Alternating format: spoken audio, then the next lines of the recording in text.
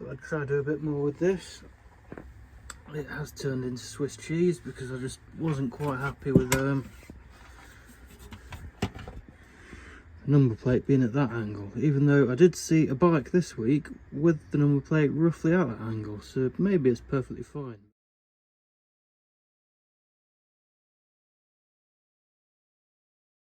I'd prefer to have it a bit more like that. So then hopefully build a bracket from underneath and have it a bit more like that rather than that. That's something cool there. So I drilled them holes, treated myself to a automatic centre punch. This is an old one. Then just to clean these holes up, I'm just going to stick a light file across them. I came across this recently as well.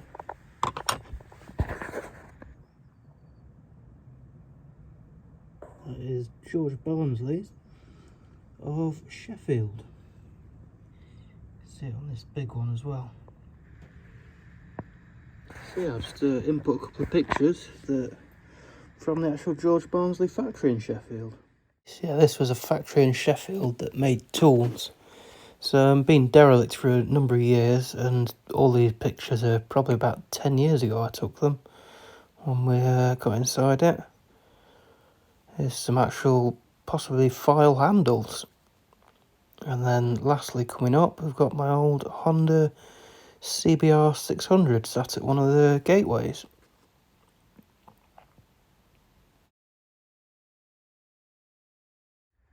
Here's my idea how to make this work. I was thinking about like a bracket off these bits and then flats bolt number plate too, and I thought, why not? Just have a flat piece of aluminium.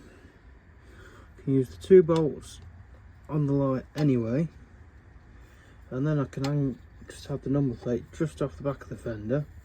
I can bend the aluminium to roughly where I want it. So I'm going to get another piece a bit longer than this. So what I've done, I've moved the lamp right further down.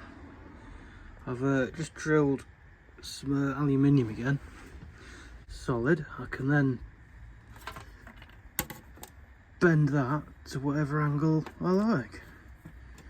Once I'm happy with it, I'm going to redo it out of some of that checker plate that's a lot thicker and stronger, and that should finish off this rear light.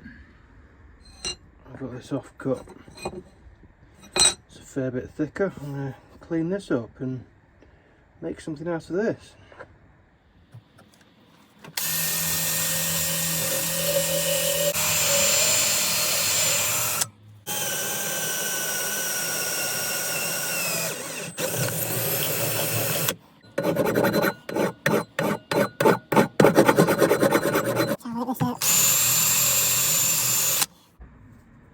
So that's what I've done. Gave the first bit a bit of a curve, so it just follows the shape of the fender, and then a bit more of an aggressive curve to get my angle. But what I don't want to do is its original number plate. It's an aluminium one, and it's original and period to the bike. What I don't want to do is go and drill more holes in it. There's already 6 holes in it. That's gonna probably live on the shed wall, and I'll get a brand new plastic number plate that I'm not too worried where I drill the holes in. Terrible place to be putting bearings, but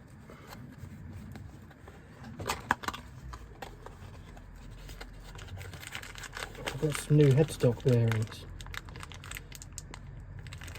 I'll leave them in there so they won't get full of aluminium dust. Oh, hang on, let me show you the tool I got. Right, so the idea is you stuff it down your headstock, you then open it up, it's like some medieval torture device, then you get a long punch from the other side and punch the bearing out. Unfortunately, it's far too big for these headstock bearings, so I've got that other bearing slide hammer I'm going to have to use on this. I'll keep that tool in my box of special tools that will no doubt come in handy at a later date. They're about 12 quid then. So there it is, bolted up. That's the angle I've ended up with for the moment. If you remember, the whole idea behind this was when I had the light sat a bit further up, the number plate had no option but to follow the mudguard like that, fender, whatever you want to call it. I wasn't quite sure how legal it'd be, because obviously number plate like that, that's got to be legal surely. That's questionable, although I saw a Saron, I put the picture up of that. And actually, thinking about it, yesterday I saw an old BSA, like enduro bike, trials bike, and it just had a mudguard on the back, and the number plate stickered or painted on the mudguard like that. So maybe that's fine, I don't know.